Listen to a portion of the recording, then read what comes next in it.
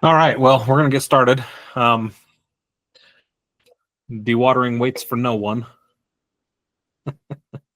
Okay, so today I want to go over dewatering. And the reason I want to talk about this is because it's been coming up more and more and more and more. And a lot of our clients have questions about this. In fact, we just had another question today from a client in Idaho with questions about this. Lots of questions about dewatering. And right now, basically, they all get funneled to me or to Jennifer Lamb.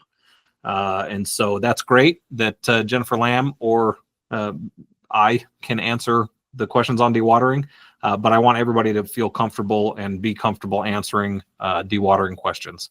So we're going to talk about this. Specifically, we're going to go over dewatering in Utah.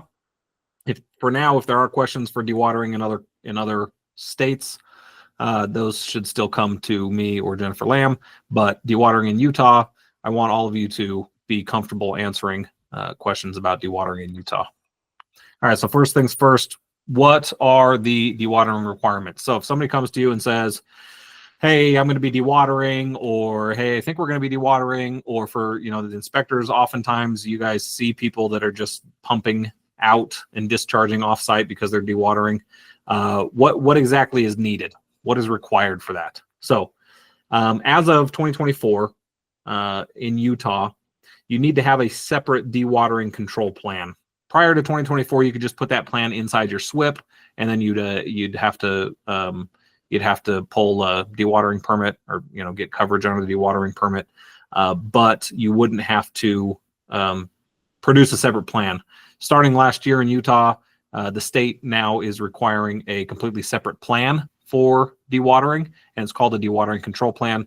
Our plans writers have been doing these, and so they know what that's about, and they know how to or what needs to be done for the dewatering control plans. So, but just so that everybody knows, when you're talking to somebody in Utah, hey, you're dewatering, you're discharging off-site, and they say, okay, well, what do we need to do for that? Or, hey, I'm going to be dewatering, what do I need to do for that? Let them know that there is a separate plan other than the SWPPP that is required for dewatering. It's called a dewatering control plan. They have to have one of those plans. Obviously, we can produce that plan for them, but that's something that they need to do. Next, in Utah, they have to file a notice of intent for dewatering under the dewatering general permit, right? It's dewatering and hydrostatic testing, construction dewatering and hydrostatic testing permit. It's a general permit, so it works just like the construction general permit. You apply for coverage under that permit, and then you follow the rules of that permit. It's not an individual permit. It is a general permit. So they have to file for coverage under that permit. If they are caught discharging without filing under that, filing for coverage under that permit, then they will be subject to very, very hefty fines. The fines, the stuff about fines that has been changed by the new law that went into effect in January doesn't affect the dewatering permit. It has nothing to do with the dewatering permit. It's only the construction permit. So even though these guys are on construction sites and they think, oh, well, I can't get a fine, I can only get shut down, that does not apply to the dewatering permit. They can still get massive fines, and it's upwards of $16,000 a day per day that they're dewatering. So it can start to get pretty massive. What else is required? There are several inspection and sampling requirements that need to be done for dewatering. One of them is daily.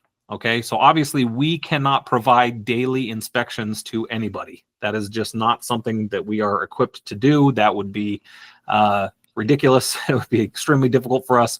But if they are dewatering, they have to do daily visual inspections. And we'll talk about what that means, but they need to have somebody on the project that will be conducting these daily visual inspections because the results of these daily visual inspections have to be filed with the discharge monitoring reports, okay? Then there also has to be weekly sampling taken. Now this weekly sampling, it doesn't matter if they only dewater 1 day a week, it still has to be done every day. So it would have to be done, if they only dewater once a week, it would have to be done every day that they dewater because it has to be done once a week. If they dewater every single day, then it only has to be done once a week. So you only have to go back and take a new sample every week. But that is a weekly requirement for sampling. You have to actually go up and take samples of the water that is coming out. and get those taken down to a lab and get those tested. Now, most of our inspectors have done this. They're familiar with taking the samples and getting them down to a lab. And then once we get those lab reports, those lab results back, then we can send those in. All right, and we'll talk a little bit about what that testing entails. Next, for the dewatering permit, under the dewatering permit, you are required to report your discharge results, discharge monitoring results monthly.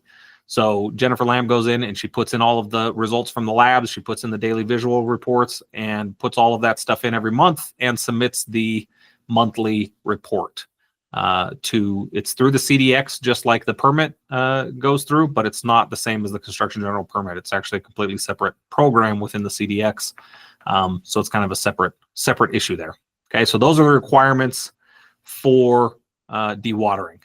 I want everybody to be familiar with this because you're going to get phone calls, whether you're part of the support like Mark, getting phone calls coming in, whether you're inspectors and you're finding this out on site, you're seeing this happen, or if you're plan writers and somebody's calling in because you wrote their plan, so they're contacting you to find out what they have to do to add dewatering to their plan.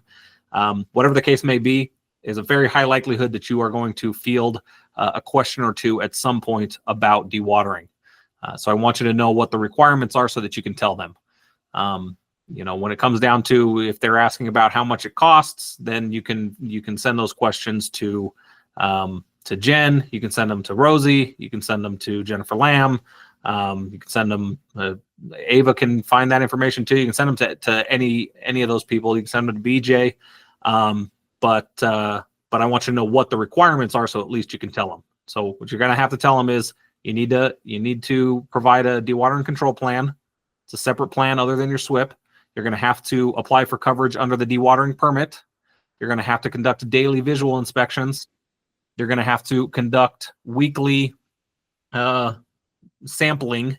You're going to have to conduct the lab testing on the weekly sampling, and you are going to have to do a monthly report to the Department of Water Quality.